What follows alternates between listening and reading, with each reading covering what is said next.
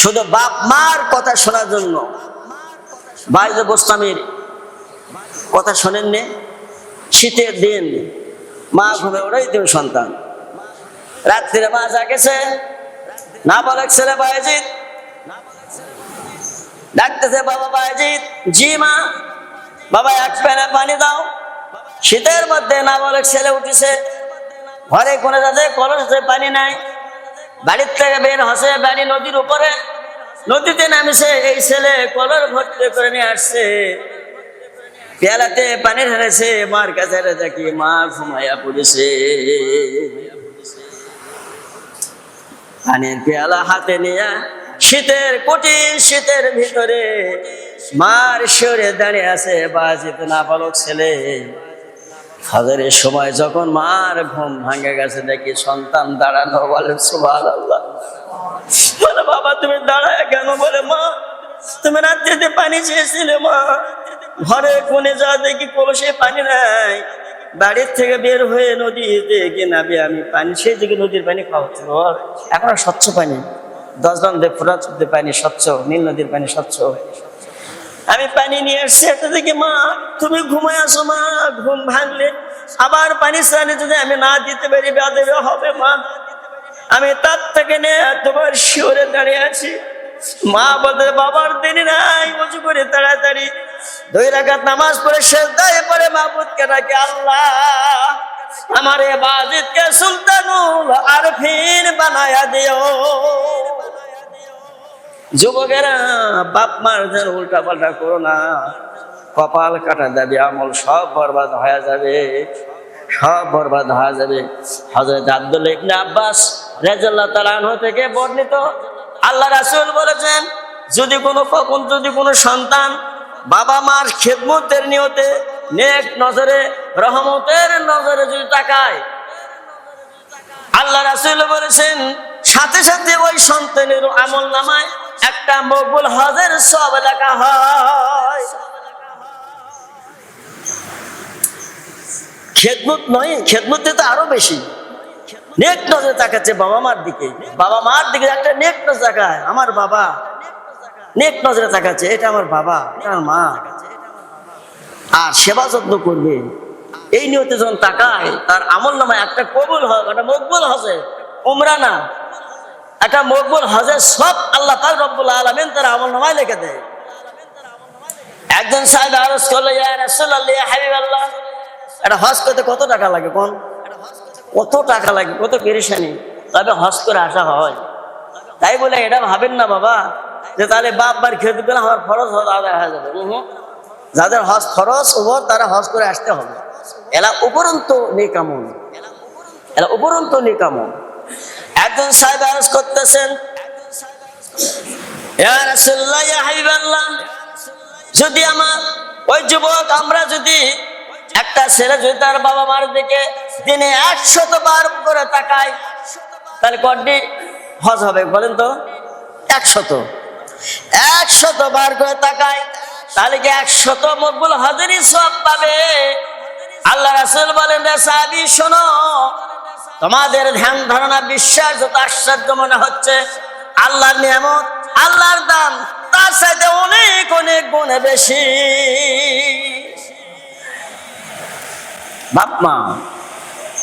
বাপ মা ভাইজানরা, এই গাভী কিনে গেল, এই ব্যক্তিরা কিনে যাওয়ার পরে এই গাভীকে তারা ফার্স্ট জবে করে দিলেন। জবে করার পরে গাভীর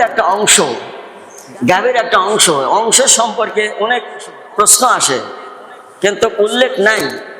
কে বলে উরু, কে বলে হানা, কে বলে অন্য অংশ দেয়া, তার সুসে ইত্যাদি, যেটা দেয় সুখ, রান কাটে সুখ, টাচ করুক বা হানা দেয়, যেটা দিয়ে হোক, উল্লেখ নাই। এই গাভীর একটা অংশ জবে করার পরে অংশ দেয়া, মৃত গায়ে যে শুয়ে দেয়, বলছে বলো তোর হত্যাকারী কে? ওই ব্যক্তি জীবিত হয়া, ওই আমির জীবিত হয়া বলেছে আমার হত্যাকারী হলো আমার ভাতিজা। বাস, আর হত্যাকারী হলো আমার ওই ভাতিজাই। তার মানে কি, আমার হত্যা করলে আমার বিষয় সম্পত্তি সব পাবে। শরীয়তের মাসলা হলো তখন যে হত্যা করার নিয়তে সম্পত্তি যখন নেওয়ার নিয়তে হত্যা করা হয়, তখন ওই ব্যক্তি নিহত ব্যক্তি সম্পত্তি থেকে সম্পূর্ণ মাহরুম হয়ে যায়। বাস শরীয়তের মাসলা মাফিক সে মাহরুম হয়ে গেল, কিছুই পেল না, কিছুই পেল না। পেরা হাজারিন, দেখেন আরো কাহিনী আছে, আরো কাহিনী আছে। হযরত আব্দুল কাদের জিলানী সত্য কথা বলার জন্য কি হলো, ডাকাত দল থেকে ওটা কোনে ডাকাতেরা খুব মারধর করতেছে, চুপ করে দাঁড়া আছে। এখন একজন তোর কাছে কি আছে, বলে 40টা দিনার আছে। কোথায়? টিপে টুপে নাই, কয় যে জামার আস্তিনের মধ্যে মা সেলাই করে দিয়েছে। আরে তাই তো, তুমি সত্য কথা বললে কেন? না বলে তুই পালে না, আমার উত্তর না, আমার মার হুকুম আছে, কখনো মিথ্যা বলতে পারবো না। এই সত্যবাদিতার জন্য ডাকাতের ভিতরে দলদের মধ্যে অনুষ্ঠান এসে গেছে। হাই রে, মার কথা শুনে এই ছেলেটা আজকে সত্য কথা বলতেছে, আর আমরা বিয়ে বাচ্চা প্রতিপালার জন্য কত লুটতারাজ করতেছে। না না না, যা লুটতারাজ করা হয়েছে দাও ফেরত। এই ছেলে হাতে আজকে বয়াত লা ইলাহা ইল্লাল্লাহু মুহাম্মাদুর রাসূলুল্লাহ। এরা হাজিরিন, সূরা আল বাকারা, এই সূরা আল বাকারা, বাকারা শব্দতে গাভী যারা পিছিয়ে আসছেন, এই সূরা বাকারার কাহিনী, এই যে ওলিদের সামনে, ওলিদের জন্য ওলিদের কাহিনী থাকার কারণে এই সূরার নামকরণ করা হয় সূরা বাকারা। এই সূরা মদিনাতে নাজেল হয়েছে। মক্কা বিজয়ের পরে কিছু কিছু আয়াত মক্কাতেও নাজেল হয়েছে। এরা সূরা আল মাদানী। এর হাজারের এই সূরা আল বাকারার প্রথম 5টা আয়াত একটু দেখেন।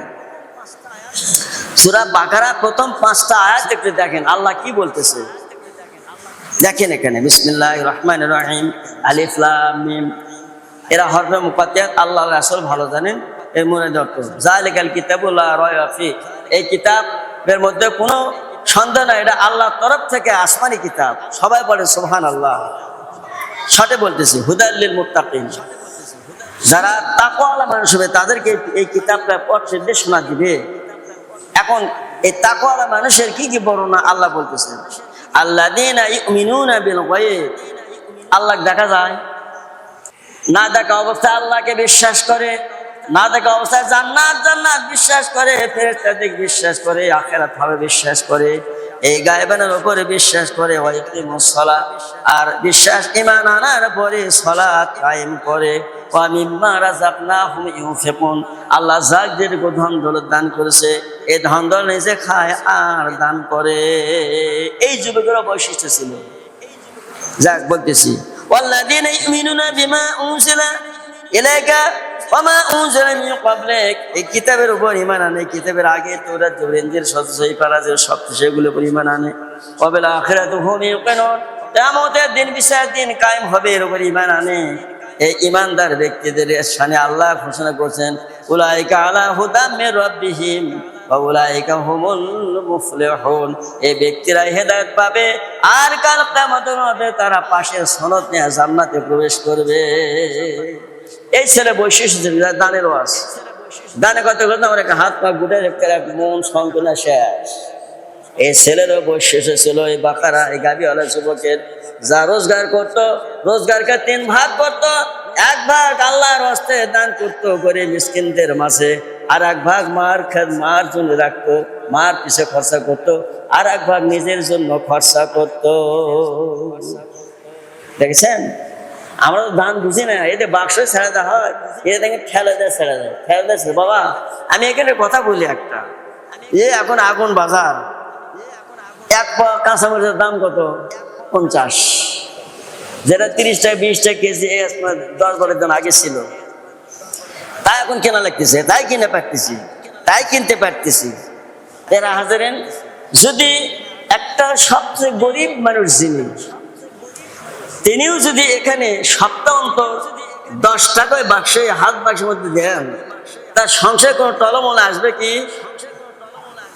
আচ্ছা, যার একটু আছে তিনি যদি 50 টাকা করে বাক্সে দেন, তার সংসারে কোন টলমল আসবে কি? 1 সপ্তাহে 20 বাচ্চার জন্য কত টাকা খরচা করেন হিসাব করে। যার আরো না ভালো আছে, তাই যদি 100 টাকার দান সংসারে কিন্তু টলমলে আসবে কি? এই দানগুলা আল্লাহর ব্যাংকে জমা হচ্ছে। হাদিস সেবাটা পড়া শুনেনি? যখন এই পৃথিবীটা আল্লাহ সৃষ্টি করে টলমল করতেছে, ফেরেশতারা মনে মনে ভাবতেছে এই পৃথিবীতে নাকি আল্লাহ কি যেন তার বান্দা বান্দীদের জীবজন্তু আবাদ করবে, কেমন হবে, টলমল করতেছে, দাঁড়া থাকতে পারে না।